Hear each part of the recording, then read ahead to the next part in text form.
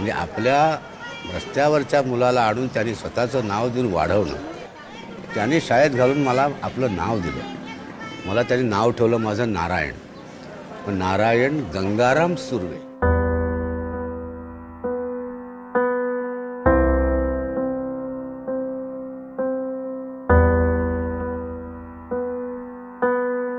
कामगार आहे मी, तळपती तलवार आहे. रोजीचा रोटीचा सवाल रोजचाच आहे. कधी फाटका बाहेर, कधी फाटका आत आहे. कामगार आहे मी, तळपती तलवार आहे.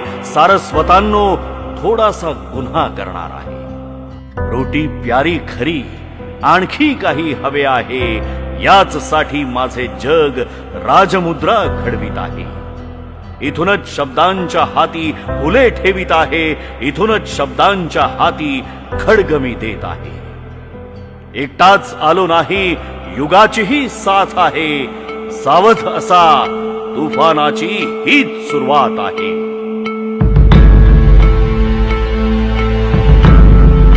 कामगार आहे मी, तळपती तलवार आहे. सारस्वतानो, थोडासा गुन्हा करणार आहे. नारायण गंगाराम सुर्वे. मराठी कवितेला सामाजिक बांधिलकीचा विशाल आशय प्राप्त करून देणारे एक प्रगल्भ हस्ताक्षर. 1926-27 दरम्यान कधीतरी मुंबईच्या इंडिया वुलन मिलमध्ये साचेवाला म्हणून काम करणाऱ्या गंगाराम सुर्वे या कामगाराला चिंचपोकळीतील एका कापड गिरणी समोर रस्त्यावर एक अनाथ जीव दिसला. या चिंचपोकळी भागामध्ये रस्त्याच्या सडकेवर माझ्या आईने 3-4 महिन्याचं मी असेन तेव्हा कचऱ्याच्या पेटीजवळ सोडून ती गेली. ती का गेली तिचं तिला माहीत. त्यांनी त्या निष्पाप जीवाला उचलून घरी आणलं. परळच्या बोगद्याच्या चाळीत ते मूल वाढलं. कमालीचं दारिद्र्य, काबाड कष्ट आणि जगण्यासाठी संघर्ष करावा लागलेला असतानाही या नारायणाला 4 अक्षरं लिहिता वाचता यावीत म्हणून दादर अप्पर माहीम मराठी महापालिका शाळेत घातलं गेलं. 4थी पर्यंत शिक्षण दिलं. त्याच नारायणने पुढचं शिक्षण स्वतःच्या हिमतीवर पूर्ण केलं. ते हेच नारायण सुर्वे ज्यांना भारत सरकारने साहित्य क्षेत्रातील योगदानासाठी 1998 साली पद्मश्री पुरस्काराने गौरवलं. सुर्वे यांनी गिरणीत धागाही धरला, बॉबिन भरली, मुंबई महापालिकेच्या शाळेत शिपाई म्हणून नोकरी केली आणि 1961 मध्ये शिपायाचे शिक्षक झाले. ते तेव्हापासून गिरणगावचे सुर्वे मास्तर झाले. ना घर होते ना गणगोत, चालेन तेवढी पायाखालची जमीन होती. दुकानांचे आडोसे होते, मोफत नगरपालिकेची फुटपाथ खुलीच होती. कधी 2 घेत, कधी 2 देत आयुष्याची वाटचाल सुरू असतानाच जिंदगीच्या धगीवर शब्द शेकून घेत त्यांनी मराठी काव्य प्रांतात एक नवा सूर घुमवला. सुर्वे वाढले त्या चाळीतील बहुतांश रहिवासी साम्यवादी पक्षात काम करीत होते. त्यावेळी डावी चळवळ ही जोमात होती. सुर्व्यांच्या वैचारिक प्रवासाची ही सुरुवात होती. माझ्या पहिल्या संपात मार्क्स मला असा भेटला असं सांगणाऱ्या सुर्व्यांची साम्यवादी डाव्या विचार प्रणालीशी बांधिलकी जडली गेली ती अखेरपर्यंत. मी आधी नेहमी म्हणतो की आधी माणसं वाच. ज्या परिस्थितीत माणसं जगतात ती परिस्थिती वाच आणि नंतर तुला वेळ फावला तर ग्रंथ वाच. कारण ग्रंथ खोटे बोलतील, रियालिटी खोटं बोलत नाही, असं माझ्यापुरतं माझा सिद्धांत आहे. सुर्वे यांचे कविता संग्रह एका मागोमाग येत राहिले, गाजत राहिले.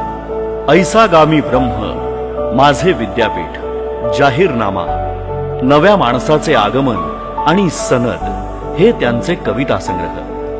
केवळ 5 छोटेखानी कविता संग्रहांमधल्या 145 कविता नावावर असूनही नारायण सुर्वे यांना मराठी काव्य क्षेत्रातच नव्हे तर जगभरातील साहित्य क्षेत्रात लौकिक मिळाला.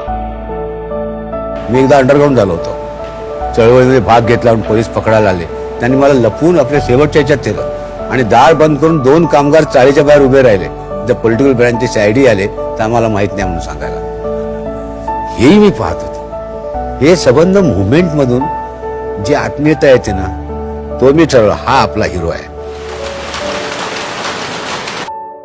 मराठी कवितेला मध्यमवर्गीय वर्तुळातून बाहेर काढण्याचे फार मोठे काम सुर्व्यांच्या कवितेने केले.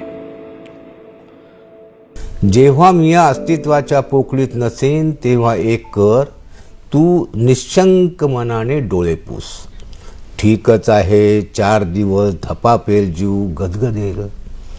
ठीकच आहे 4 दिवस धपापेल जीव गदगदेल. उतू जाणारे हुंदके आवर, कड आवर, नवे हिरवे चुडेभर. उगीच चिरवेदनेच्या नादी लागू नकोस.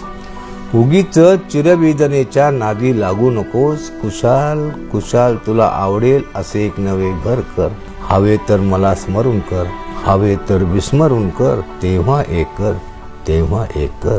कवितेचे विश्वविद्यालय असलेल्या काव्यगुरू नारायण सुर्वे यांच्या स्मृतींचा जागर करण्यासाठी आपण सर्वजण या माझे विद्यापीठात आला आहात.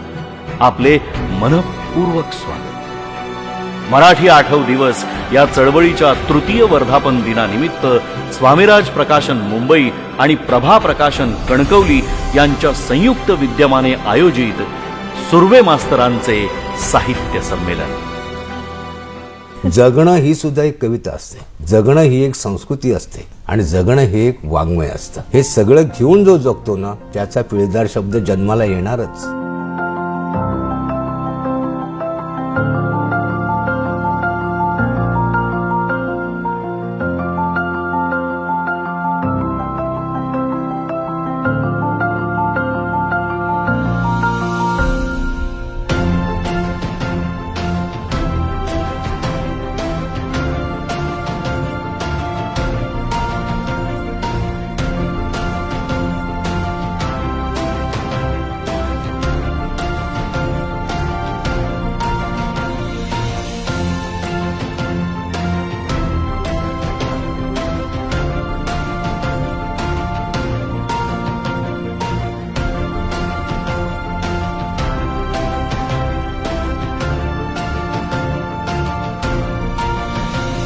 नाही, अहो मी लिहिलंय तसं थोडं. चर्चा फार आहे माझ्यावर.